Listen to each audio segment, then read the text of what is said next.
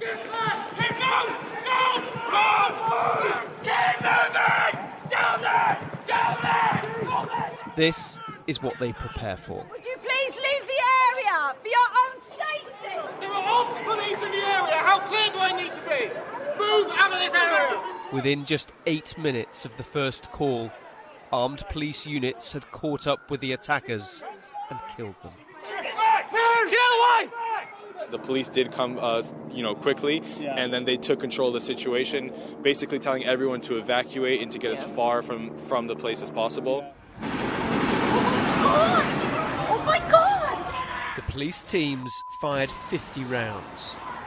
One member of the public sustained gunshot injuries, but the decisive officers saved lives. The situation these officers were confronted with was critical. A matter of life and death. 3 armed men wearing what appeared to be suicide belts. They had already attacked and killed members of the public and had to be stopped immediately. Indeed, I'm not surprised that when faced with what they must have feared were 3 suicide bombers, the firearms officers fired an unprecedented number of rounds to be completely confident that they had neutralised the threat that those men posed. Forensic officers were soon scouring multiple sites. Hundreds of CCTV cameras, potentially thousands of witnesses to speak to. It's another complicated, fast-moving terror investigation. More raids, more arrests.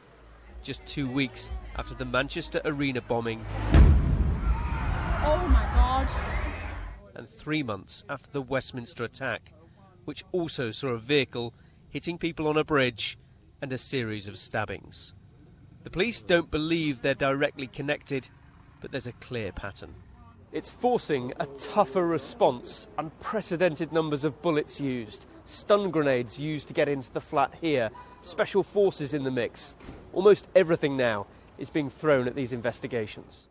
And then there's the ones that they are managing to stop. Another 5 terror plots halted in the UK since the Westminster attack.